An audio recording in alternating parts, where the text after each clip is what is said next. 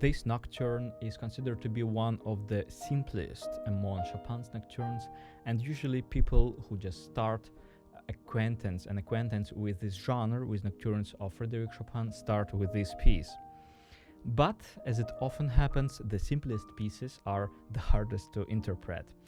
And although this piece doesn't have so many challenges as some of other nocturnes have, nevertheless, it's not that easy to provide a truly beautiful rendition of this piece. And in order to get closer to this goal, as I believe, it's important to consider one thing. That this is, in my opinion, in my subjective opinion, one of the most subtle, one of the most tender and sweet works ever written by Frédéric Chopin. Its language, its musical language, is incredibly transparent, subtle and intimate. And in order to build a powerful, emotionally powerful rendition of this piece, I believe we should keep that in mind through the whole piece. So although we have some emotional outbursts in this piece, like con forza, fortissimo even, nevertheless all these indications are relative to the main principal idea of the piece. This is a very important topic actually, and I'm going to return to it quite a lot in my future videos, but it's just important to remember that everything is relative. So when you see forte or even fortissimo, it doesn't mean that it should be just somehow loud. When you see allegro, it doesn't mean that it should be just somehow fast. Indeed, if we would translate forte from Italian, the translation would be strong, but not loud. And there are different definitions of strength, and there are different types of strength. It's not always about physical strength, right? Or, for example, allegro, in translation from Italian, it's not fast. It's cheerful. And so it means that it's not absolutely necessary to play really fast in order to convey a cheerful character. So as you see in classical music, everything is very relative. Everything exists only within its context. That's why forte in this nocturne would be significantly different than forte, let's say, in late Prokofiev works. So let's have a look how we can reach that extreme tenderness in this piece. So first of all, of course, tempo. We are free to choose the tempo within traditional andante borders, but it should be the tempo that gives you very quiet, very comfortable feeling. So make sure there is no haste.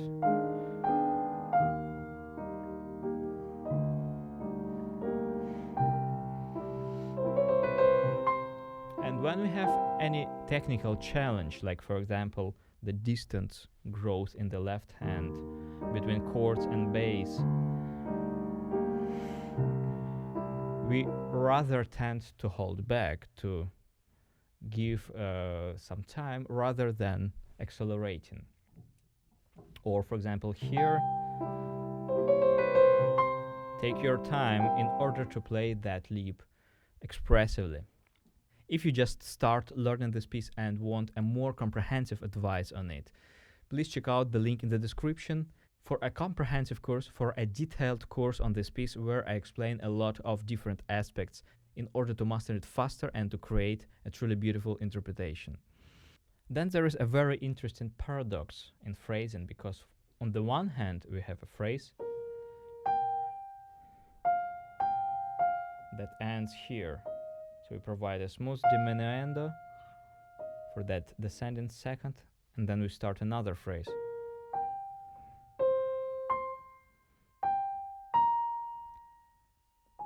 So if we would play that without an accompaniment, we would feel it rather separated, like two different phrases. But the left hand masterfully unites it, providing us with a flow through both of these phrases thanks to that bass line.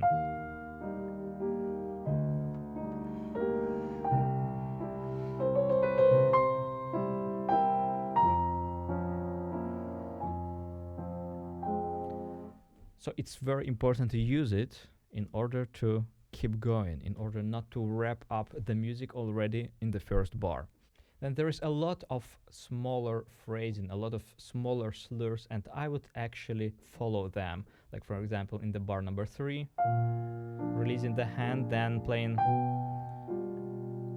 those 2 notes within 1 wrist movement, and then slightly leaning on E flat. Then we have options. We can either connect it or not.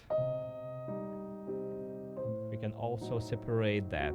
And for the next bar, it's very beautiful actually. A leap. So we lean toward the first note or the lower note and connect that with a higher note using a very flexible motion with a free hand. And then release and start a new motif from C. So a leap. And then a new motif. Also separating that for the last 3 notes. Release. And this forte at the end of this motif means that we have to lead the music toward the end of the bar, but it doesn't mean that we just have to start playing loudly out of the blue, because that would destroy our intimate character that we have so carefully built through the previous 3 bars. Then in order to make it sound really beautiful and meaningful, we have to react on what's happening in the harmony, because there are a lot of very interesting, very unconventional harmonies, like for example in bar number 3. All this is conventional.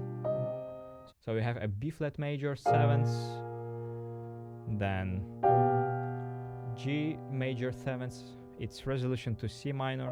Everything is very conventional, and then the last beat is quite surprising.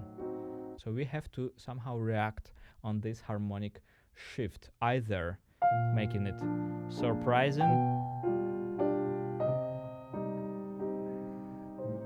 making it more darker and softer and taking some additional time on it, or especially when it comes again, for example in bar number 15, we can lead